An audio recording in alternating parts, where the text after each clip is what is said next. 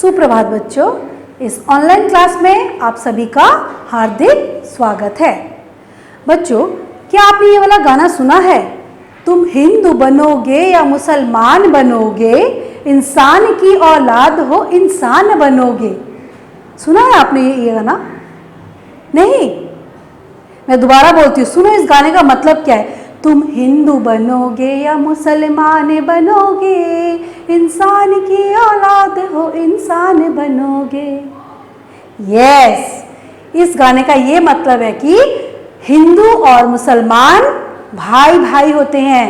हमें हिंदू और मुसलमान में आपसी लड़ाई झगड़ा नहीं करना चाहिए, क्योंकि हमारा जो भगवान है, हमारा जो अल्लाह है, वह एक है। कोई उसे राम कहता है तो कोई उसे रहीम कहता है। ठीक है, हिंदू मुसलमान ये दो बनाए गए शब्द हैं, इंसानों द्वारा बनाए गए दो शब्द हैं, लेकिन दोनों ही इंसान हैं जिसके अंदर मानवता, मानवीय भावना, ईमानदारी, ये सब बातें जिसके अंदर होती है वही है मानव, मनुष्य, इंसान। हिंदू और मुसलमान तो बस ये दो शब्द हैं जो मनुष्य द्वारा बनाई गई है। प्रेम और स्नेह से हम ये हिंदू और मुसलमान ये दो बातों को दूर कर सकते हैं। किसके द्वारा? प्रेम और स्नेह के द्वारा। तो आज जो मैं पाठ पढ़ाने जा रही हूं उसका नाम है इब्राहिम चाचा। क्या नाम है हमारे पाठ का? इब्राहिम चाचा। ठीक है, तो इब्राहिम चाचा जो थे वो मुसलमान थे। किस तरह उन्होंने एक हिंदू परिवार की देख रेख की है और उनको मुसीबतों से बचाया है। ठीक है, तो ये जो पाठ्य पुस्तक है इसमें देखो पाठ 8 इसमें दिया गया है इब्राहिम चाचा। सबसे पहले ऊपर दिया गया है स्नेह, प्रेम और प्यार के सामने धर्म और जाति के प्रश्न गायब हो जाते हैं।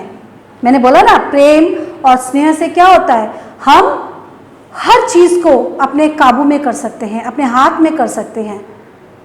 सही बात है ना? एक दूसरे का ख्याल रखना, मदद करना, मीठा बोलना ऐसे गुण हैं जिससे पराये भी अपने हो जाते हैं। हमें हमेशा अपनी वाणी को क्या करना चाहिए? मीठी रखनी चाहिए, प्यार से बोलना चाहिए, सच बातें बोलना चाहिए, जिसके दौरान जो पराये होते हैं, जो हमारे दुश्मन होते हैं, वह भी हमारे अपने हो जाते हैं। तो इस पाठ के दौरान हम पढ़ेंगे कि किस तरह इब्राहिम चाचा ने एक हिंदू परिवार का रक्षा किया है। ओके, तो सबसे पहले शुरू होता है, हमारे घर के पास इब्राहिम चाचा रहते थे। लेखक कह रहे हैं, जो लेखक हैं वो क्या कह रहे हैं कि हमारे घर के सामने कौन रहता था? इब्राहिम चाचा रहते थे। ठीक है, जो लेखक थे वो कौन थे? वो हिंदू थे। वे जाति के जुलाहे थे परंतु खेती से अपना गुजारा करते थे। जो इब्राहिम चाचा थे ना, वो क्या करते थे? खेती करते थे। खेती करके ही अपना परिवार को वह चलाते थे। ओके, फिर कहा हमारे और उनके खेत पास पास थे। किसके? इब्राहिम चाचा के खेत और लेखक का खेत दोनों क्या था?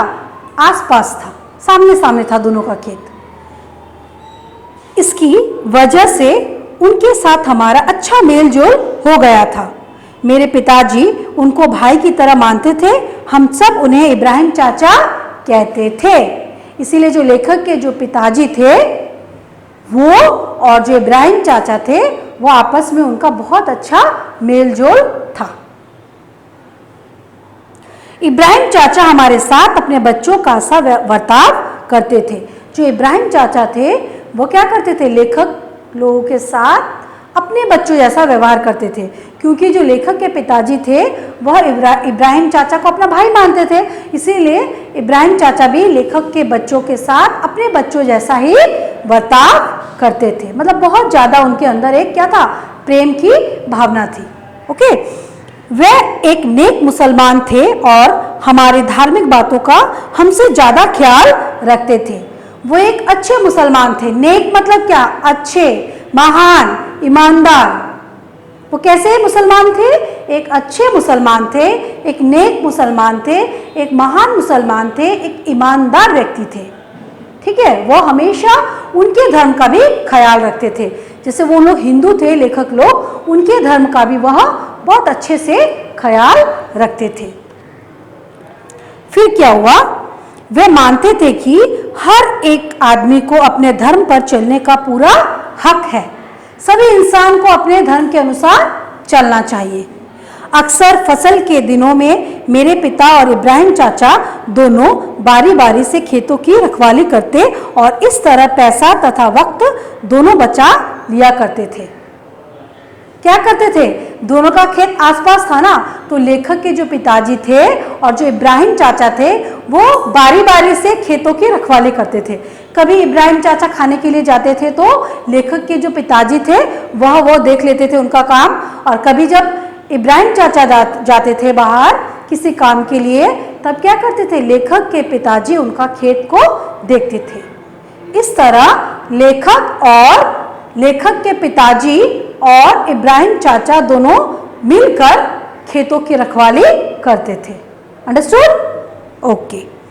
अक्सर फसल के दिनों में मेरे पिता और इब्राहिम चाचा दोनों बारी बारी से खेतों की रखवाली करते और इस तरह पैसा तथा वक्त दोनों बचा लिया करते थे। जब खेतों में फसल उगती थी तब क्या करते थे? हाँ, क्या होता है बताओ तो बच्चों? जब खेतों में फसल उगती है ना, तब यदि खेत को खाली छोड़ के चले जाते हैं तो कोई भी जानवर आके खेतों को चर जाता है, वो खा लेता है। ठीक है, खेतों को नुकसान पहुंचाता है। इसीलिए जब खेतों में फसल आती थी ना, तो कभी कभी इब्राहिम चाचा दोनों खेत को देख लिया करते थे, या कभी कभी क्या करते थे? लेखक के जो पिताजी थे वह दोनों खेतों को देख लिया करते थे। इससे क्या होता था? दोनों का समय भी बच जाता था और पैसा भी बचता था। होता है ना, आज मैंने आपका हेल्प किया तो कल आप मेरा मदद करो। आपस में यदि दोनों में मेल मिलाप रहेगा तो काम भी ठीक से होता है ना। तो इसी तरह लेखक के पिताजी और इब्राहिम चाचा दोनों मिलकर खेतों को संभाल लिया करते थे। फिर क्या कहा गया है यहाँ पर? जब कभी हम मुंह अंधेरे अपने खेत पर जाते तो दूर से ही चिल्लाकर पुकारते, इब्राहिम चाचा कैसे हो? सो रहे हो या जाग रहे हो? वे खेत में से जवाब देते, आओ बेटा आओ, आज मैंने बहुत अच्छी अच्छी ककड़ियाँ और मीठे मीठे खरबूजे तोड़े हैं, आओ ये ले जाओ। और वे हमारी झोलियाँ भर देते। मेरे पिताजी भी अपने खेत के अच्छे खरबूजे तुड़वाकर चाचा के घर भिजवाते। मतलब क्या कि जब लेखक भी खेत में जाते थे कभी, तो इब्राहिम चाचा उनको ककड़ियाँ देते थे और क्या देते थे? खरबूजे, मीठे मीठे खरबूजे तोड़ते थे और लेखक को देते थे। प्यार से देते थे, बहुत स्नेह करते थे वो बच्चे से। तो इसी तरह लेखक के पिताजी भी क्या करते थे? उनके घर पे भेज देते थे। क्या? खरबूजे तोड़कर इब्राहिम चाचा के घर में भी भेजते थे। मतलब ये अपने खेत का कुछ सामान उनको देते थे और वो भी अपने खेत का सामान इनको देते हैं। इस तरह आपसी में बहुत ज़्यादा प्रेम और स्नेह था। फिर क्या हुआ?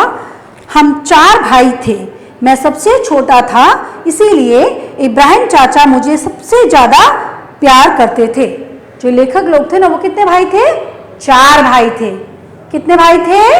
4। Very good. तो लेखक जो थे वो सबसे छोटे थे। हाँ, तो इसीलिए इब्राहिम चाचा लेखक से सबसे ज़्यादा प्रेम करते थे। ओके। आम के मौसम में टपके का सबसे पहला आम इब्राहिम चाचा खुद अपनी हिफाजत के साथ कपड़े में लपेटकर लाते और चुपचाप मेरी जेब में डाल देते। मैं उसे सूंघता और उसकी मीठी खुशबू से मस्त होकर मारे खुशी के बोल उठता, चाचा आप तो इस आम से भी ज़्यादा मीठे हैं। जब पेड़ में सबसे पहला आम पकता था तो इब्राहिम चाचा क्या करते थे? उसे चुपके से तोड़ते थे और उसको एक कपड़े में बांधकर लेखक के जेब में उसे डाल देते थे। कितना ज़्यादा प्रेम करते थे लेखक से इब्राहिम चाचा, सोचो। और लेखक क्या करते थे? वो भी छोटे थे तब। वह क्या करते थे? उस आम को जेब से निकालते और सूंघते थे। जो मीठे मीठे आम की बहुत खुशबू अच्छी होती है ना, मीठी मीठी खुशबू आती है। हर चीज़ का एक स्मेल होता है, नींबू का स्मेल अलग होता है, आम का अलग होता है, संतरे का अलग होता है ना। तो इसी तरह जो आम की जो मीठी मीठी जो खुशबू आती थी, वो खुशबू को सूंघकर लेखक को इतना अच्छा लगता था और वह क्या बोल उठते थे कि इब्राहिम चाचा आप तो इस आम से भी ज़्यादा मीठे हैं। वो भी प्यार से बोलते थे। लेखक भी इब्राहिम चाचा से बहुत ज़्यादा प्रेम करते थे। तो वो क्या बोलता था, चाचा आप तो इस आम से भी ज़्यादा मीठे हैं। फिर क्या हुआ, चाचा को गुड़ बहुत पसंद था और उनकी बोली भी बहुत मीठी थी, इसीलिए हम सब उन्हें हंसी से क्या बोलते थे, मीठे चाचा कहा करते थे। यह सुनकर वह चिढ़ते और हमें मारने दौड़ते। हम भाग जाते थे और कभी उनके हाथ न आते थे। तो लेखक क्या करता था, लेखक जब छोटे थे वह इब्राहिम चाचा को क्या बोलते थे, मीठे चाचा। क्या बुलाते थे, मीठे चाचा। क्यों बुलाते थे मीठे चाचा, क्योंकि इब्राहिम चाचा को गुड़ बहुत पसंद था। क्या पसंद था, गुड़। जो खाते ना गुड़, रोटी के साथ भी कोई खाता है, कोई ब्रेड के साथ भी खाता है, कोई ऐसे भी खाता है गुड़ को। तो गुड़ बहुत मीठा होता है, तो इब्राहिम चाचा को भी वो गुड़ बहुत पसंद थे। इसीलिए लेखक क्या करते थे, उन्हें चिढ़ाने के लिए मजाक में मीठे चाचा करके उनको बुलाते थे। तो इब्राहिम चाचा को गुस्सा आता था, वो भी मजाक में उनको मारने के लिए दौड़ते थे। ये सब हंसी मजाक की बातें हैं। ओके। अक्सर इब्राहिम चाचा अपनी रकाबी में रोटी रखकर हमारे घर आते और मुझे आवाज़ देकर कहते, बेटा जरा देखो तो तुम्हारे घर कोई साग तरकारी बनी है। मैं दौड़ा दौड़ा माँ के पास जाता और तरकारी, अचार तथा दूसरी अच्छी अच्छी खाने की चीज़ें थाली में ले आता और उनकी रकाबी में रख देता। तो क्या करते थे इब्राहिम चाचा, बीच बीच में लेखक के घर जाते थे और आवाज़ देते थे कि तुम्हारे घर में कोई सब्जी या साग बनी है तो मुझे दो। मतलब उनके अंदर क्या आपस में बहुत ज़्यादा मेल मिलाप था, इसीलिए वह उनके घर जाते थे, कुछ चाहिए तो मांगते थे, वो भी इनको देते थे। इस तरह हिंदू मुस्लिम जो दो परिवार था, उन परिवारों में बहुत ज़्यादा अच्छा बॉन्डिंग था, अच्छा मेल मिलाप था, जिसे कहते हैं हम लोग क्या बोलते हैं, अच्छा मेल मिलाप, अच्छा संपर्क था। ठीक है। वो उनसे क्या लेते थे, सब्जी लेते थे और अचार भी लेते थे, तरकारी लेते थे। ओके। और लेखक भी क्या करते थे, खुशी से चाचा को देते थे। फिर क्या हुआ, चाचा वहीं बैठकर बहुत मजे से खाते। उनका खाना खत्म भी न हो पाता कि मैं और ले आता तथा उनके मना करने पर भी रकाबी में रख देता। मेरे बर्ताव से उनकी आंखों में मोहब्बत के आंसू छलछला आते। मतलब लेखक क्या करता था, लेखक और ज़्यादा, मतलब ख़त्म भी नहीं होता था इब्राहिम चाचा का खाना, फिर और ज़्यादा सब्जी और थोड़ा अचार तरकारी और ज़्यादा करके क्या करता था, लेखक इब्राहिम चाचा के प्लेट में रख देता था। और ये सब चीज़ जब लेखक देखता, इब्राहिम चाचा देखते थे तो उनको बहुत ज़्यादा प्यार उमड़ता था। किसके प्रति, यस, लेखक के प्रति। ठीक है। और उनकी आंखें मोहब्बत के आंसू छलछला जाते थे। उनकी जो आंखें थी इब्राहिम चाचा के, वो खुशी के आंसू निकल पड़ते थे उनके आंखों से, छलछला जाती थी। मतलब जब आंखों के अंदर आंसू रहता है ना, तो आंखें कैसे धुंधला धुंधला दिखता है, तो जैसे लगता है छलछला रहा है, आंखों के अंदर छलछलापन आता है। ठीक है।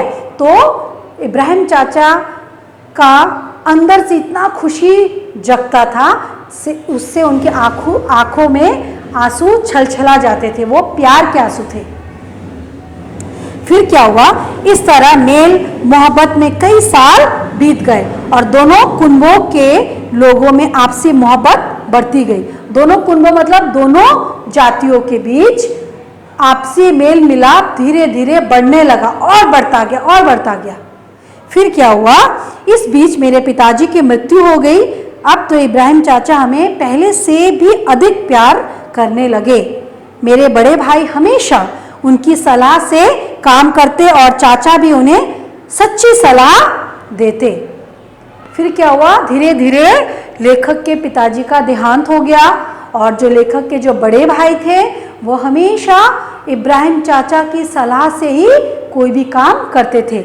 मतलब उन्होंने अपने पिताजी का दर्जा इब्राहिम चाचा को दे दिया। बच्चों देखो, हम कभी भी कोई बड़ा काम करने चाहते हैं तो अपने पिताजी या माताजी से सलाह लेते हैं ना कि पापा क्या ये करें, ये करने से अच्छा रहेगा ना बुरा रहेगा, क्या करें। तो इस तरह लेखक भी क्या करने लगे, लेखक हर चीज़ अपने पिताजी से जो पूछते थे वह बात वो इब्राहिम चाचा से पूछने लगे। और लेखक का जो बड़ा भाई था वह भी इब्राहिम चाचा से ही सलाह लेने लगे। एक बार की बात है, फिर एक बार की बात है, सुनो, ये कहानी में मोड़ आ रहा है। हमारी तरफ के कुछ जानवर चरवाहों की लापरवाही से उनके खेतों में घुस गए और बहुत से नए पेड़ पौधे चर गए। फिर क्या हुआ, यहाँ से देखो कहानी का मोड़ बदल रहा है।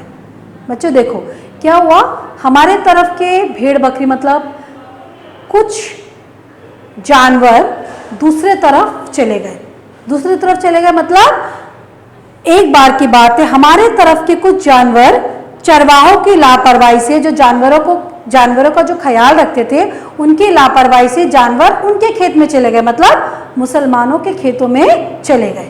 फिर क्या हुआ, और घुस गए और बहुत से नए पेड़ पौधे चर गए, मतलब बहुत सारे पेड़ पौधों को उन्होंने नष्ट कर दिया। उनके पक्ष के लोगों ने चरवाहों की अच्छी खासी मरम्मत की और जानवरों को काजी हाउस में ले जाने लगे। काजी हाउस क्या होता है बताओ तो?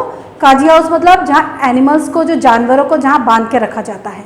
जब जानवर किसी का खेत को चरा जाता है, नुकसान पहुँचाता है, तो वो खेत का जो मालिक होता है वो जानवरों को कहाँ लेके चला जाता है, काजी हाउस में जाके बंद कर देता है। तो इस तरह क्या हुआ, तो हिंदू लोगों का जो जानवर थे वो मुसलमानों के खेत में घुस गए। इसका मतलब यही है, ठीक है, समझने की कोशिश करो बच्चों। फिर उन्होंने क्या किया, जानवरों को काजी हाउस में डाल दिया। चरवाहों ने ये खबर गांव में पहुंचाई। फिर वो चरवाहे जो थे, जो जानवरों की रखवाली करते थे, वो उन्होंने ये सब बात गांव में जाके बता दी। जानवरों के मालिक अपनी लाठियां संभाल कर मौके पर पहुंच गए। बात बिजली की तरह सारे गांव में फैल गई और दोनों पक्ष के लोग एक दूसरे से लड़ने के लिए मैदान में जमा होने लगे।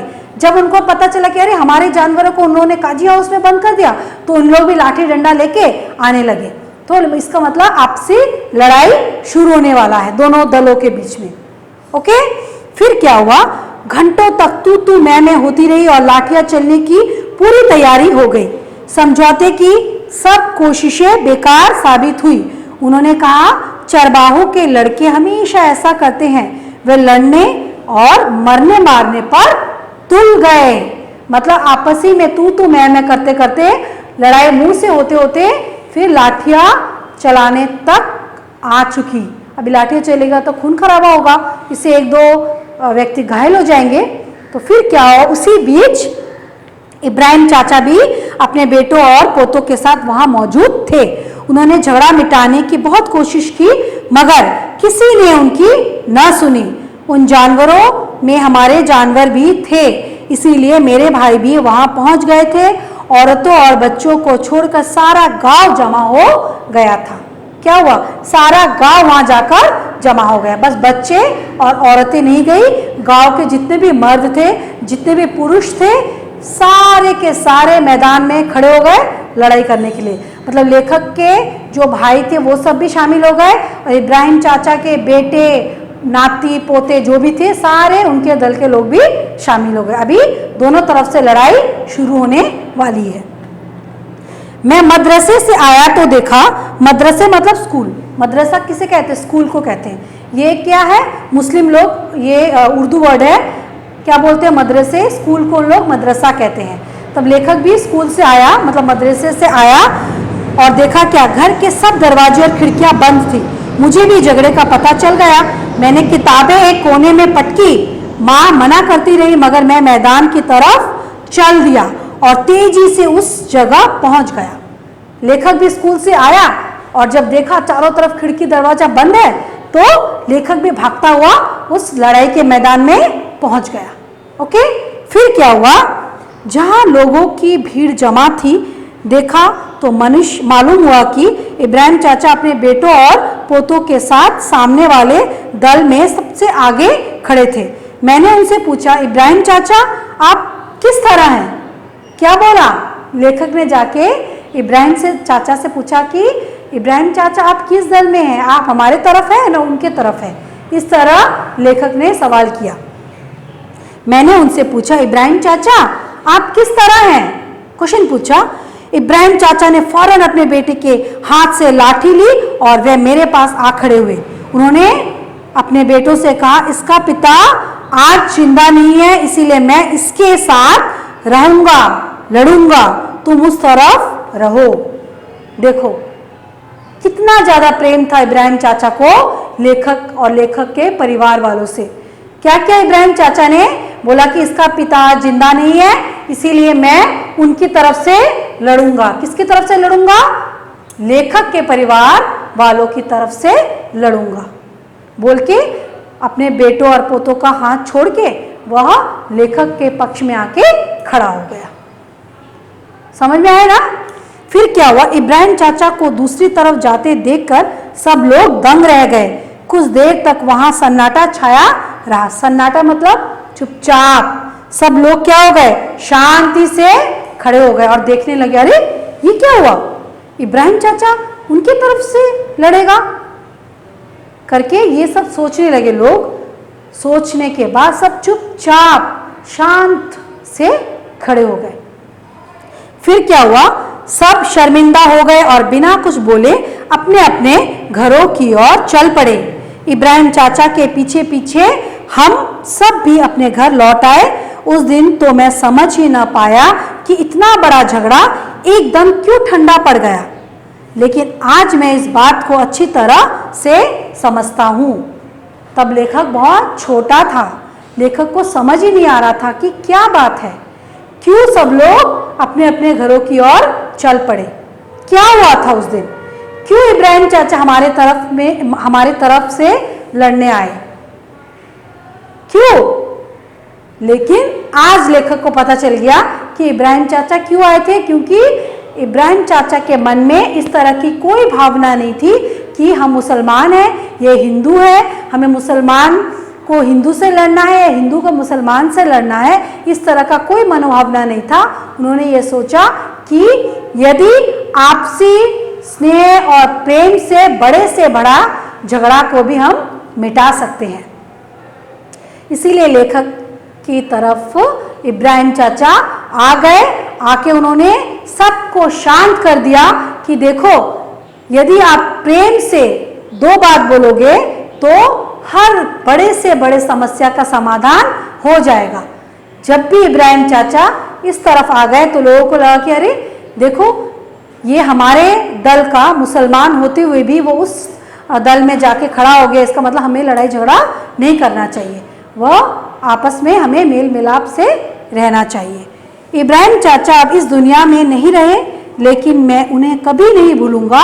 मैं उनकी कब्र को अच्छी तरह से पहचानता हूँ। उसे देखकर मैंने कई बार आंसू बहाए हैं। जब कभी कब्रिस्तान की तरफ से निकलता हूँ तो उनकी कब्र को देखकर बच्चों की तरह बरबस यह पूछ बैठता हूँ, इब्राहिम चाचा सोते हो या जागते हो? मैं मान ही नहीं सकता कि वह सोते हैं, वह तो जागते हुए ही सोते हैं। मतलब समझ आया क्या बोल रहे हैं लेखक बोल रहे हैं कि जब लेखक बहुत बड़ा हो गया है, तब वह जब इब्राहिम चाचा के कब्रिस्तान से जब गुजरता है तब वह फिर से उसे याद आ जाता है वही बचपन की बातें, बचपन की यादें कि किस तरह वह इब्राहिम चाचा से बचपन में बात करता था। इब्राहिम चाचा उसे इतना स्नेह और प्यार से बुलाते थे, क्या देते थे? आम देते थे, ककड़ियाँ देते थे, और वह क्या बोल उठता है कि चाचा अभी भी क्या आप सो रहे हैं ना जगे हुए हैं? इस तरह का वो बात करता है। तो इससे क्या पता चलता है कि आज भी लेखक ने इब्राहिम चाचा के वो सारी बातें याद है, वो सारा प्यार उन्हें अब तक याद है। इसलिए प्यार और स्नेह और मोहब्बत भूलने वाली चीज़ नहीं है बच्चों। हमें जात पात को छोड़कर इंसानियत पर जोर देना चाहिए। तो ये हिंदू मुसलमान के जो दंगे फसाद है ये हमेशा के लिए बंद हो जाएंगी। ठीक है, फिर अंत में क्या बोला है, वह तो जागते हुए ही सोते हैं। मतलब इब्राहिम चाचा कभी भी क्या करते हैं, सोते नहीं है, वो हमेशा सोते हुए भी जगे हुए हैं, वो हमें जगाए हुए हैं, वो हमारे दिल के अंदर अभी भी बसे हुए हैं, हमारी यादों को वो ताजा करते हैं। इस तरह क्या कहा गया है कि हमें हमेशा इब्राहिम चाचा की तरह ही सोच रखनी चाहिए और हिंदू और मुसलमान इस तरह के भेदभाव को छोड़ देना चाहिए। तो बच्चों, आपको ये पाठ समझ आया?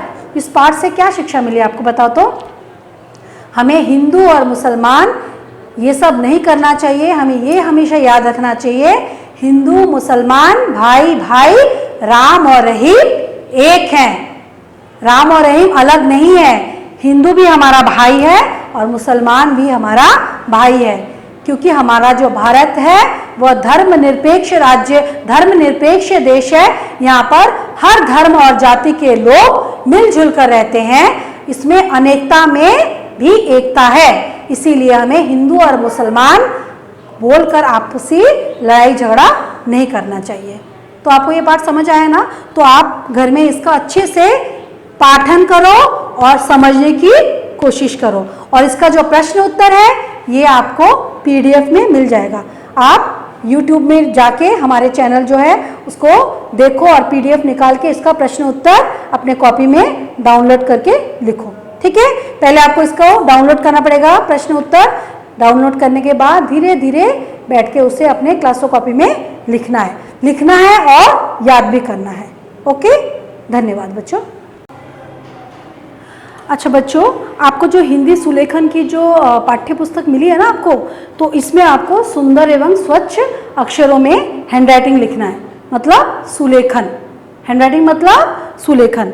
तो आपने 30 तक पेजेस कंप्लीट कर लिया है, क्योंकि मैंने पहले ही दिया था। तो अभी आपको 31 से लेके 40 तक पूरा करना है, और एक एक दिन में ओनली एक पेज है।